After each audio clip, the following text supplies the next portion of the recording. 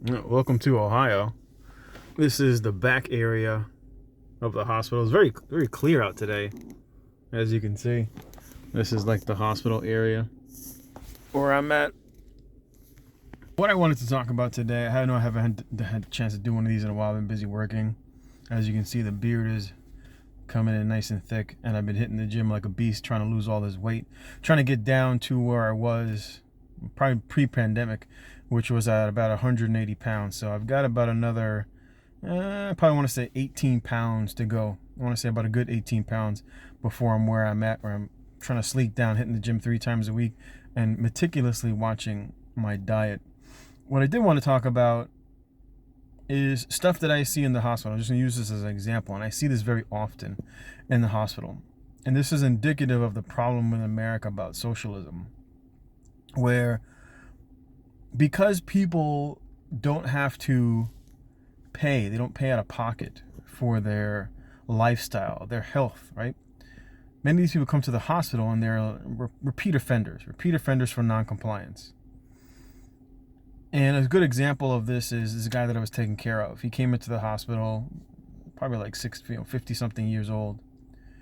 And the guy came in, he had a elevated blood sugar, right? He came in, he was like a 900 blood sugar. He's like new onset of diabetes. He's like, oh, I didn't know I was diabetic. And I'm doing finger sticks for this guy, right? Part of the protocol. He's on a ACHS, so we're checking him every meal before he goes to bed. And then during the whole night, I'm checking him every 2 hours to monitor his blood sugar, make sure he's not too high or not too low. Now, at the guy's bedside table, this is in the hospital, right? This is in the hospital. He's got candy. He's got cookies, right, at the bedside.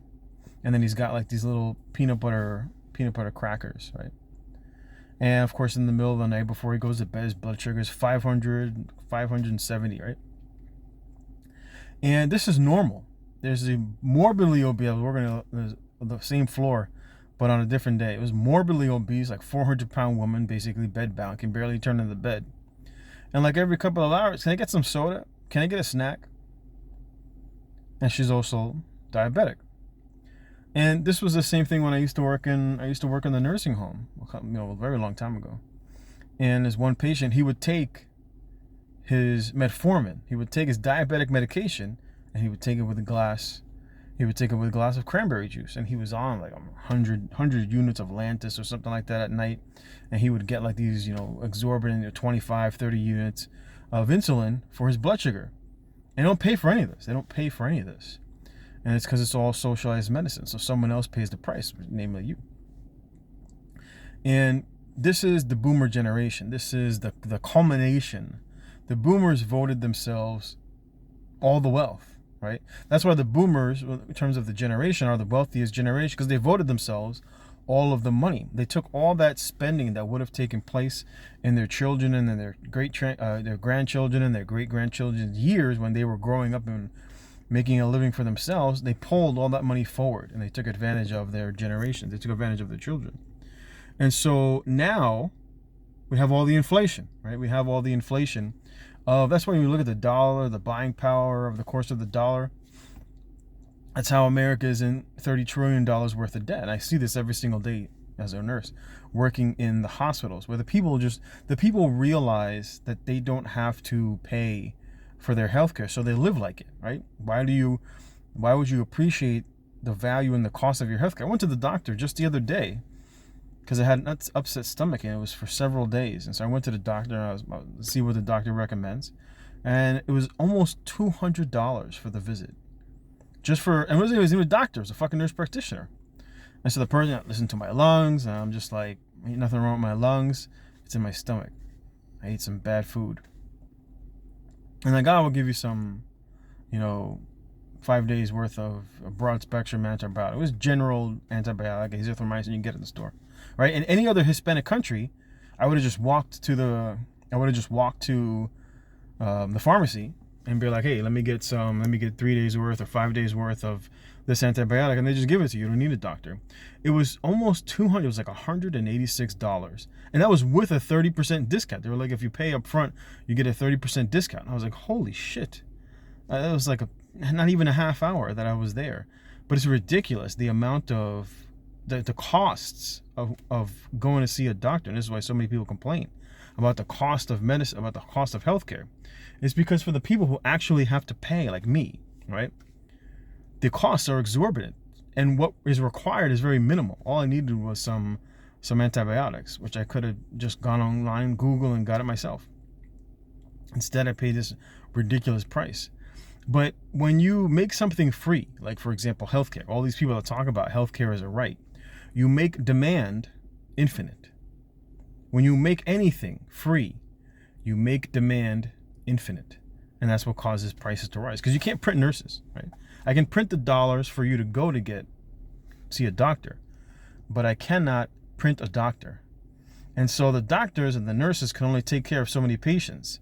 And so what happens when you have all these people who realize I don't have to pay for my health care because the government at the end of the day will pay for it? It's just like, look at Medicare and Medicaid. 75% of the cost is not paid for by the people who are in the healthcare system. It all gets socialized. And so what does that do? It makes demand infinite. If you're an elderly person, I feel like I'm going to go to the doctor. You get like these 90-year-old patients that come to the hospital and like, hey, what are you doing here? I don't feel good. I haven't been hungry for the past couple of weeks. And you, oh, okay.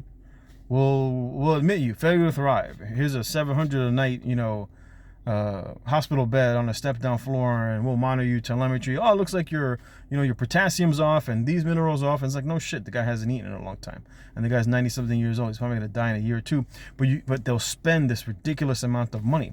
And yeah, for people like me, it's like it keeps me, as they say, in work.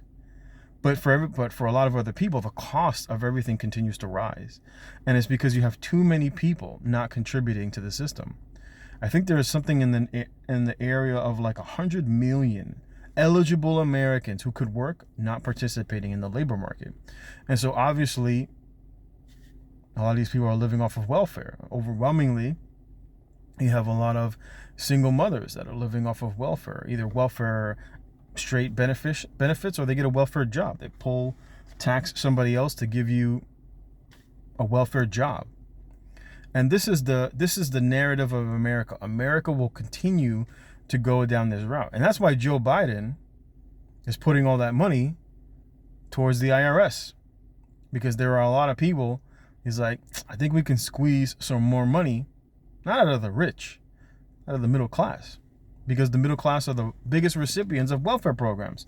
It's not the rich. The rich are not the recipients of much of the welfare. Yes, when you look at during the pandemic, right, most of the money went to the common person. Stimmy checks, extended unemployment, an extra check for unemployment, extra unemployment. They let you sit on. You don't have to pay your rent. We'll socialize that to the entire system. Oh, don't worry about it. You don't have to pay for your school loan. Some people didn't pay their electricity. Don't worry about it. The government will pay for that. And now you're paying for it. So where did all that money go? It all went to big businesses. Why? Because they're the only people that are producing.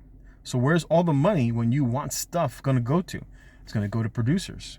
And so the government gives the people the money, and they're not producing anything. And obviously all the money goes towards the people who produce, whether it's a good or it's a service.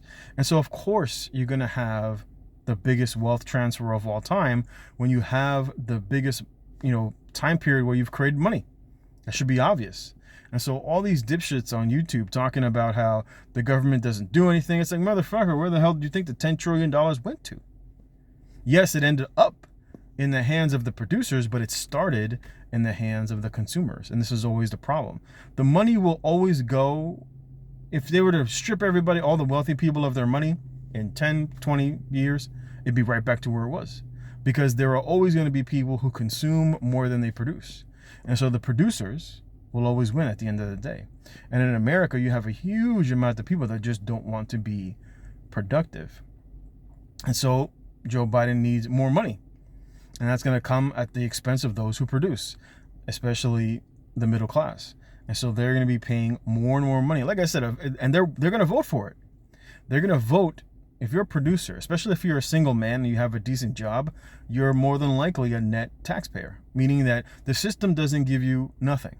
You put into the system more than you get. 63% of Americans do not pay into the system. 63%, more than half of the country, are not net taxpayers, meaning they get more from the system than they've put into the system. And this is not sustainable. And eventually, when it all comes down, there are going to be a lot of angry people. And so the government knows that. And so the government is preparing. The government is preparing for what you see in all these other countries, and all the other people are like, yeah, it's because of the government not doing anything. Oh, that's not what it is. It's because of the people. People vote for dumb shit.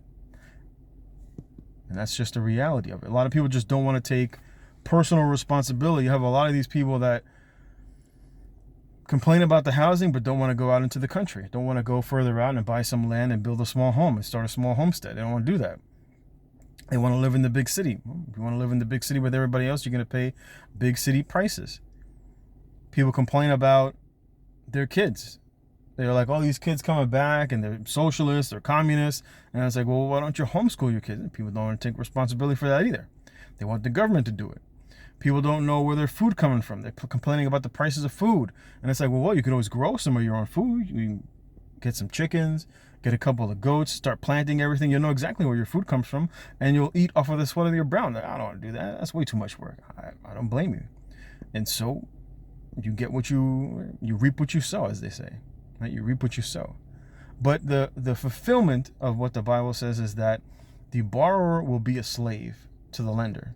And when it all comes down, Americans are going to end up being slaves to all the people that they owe money to.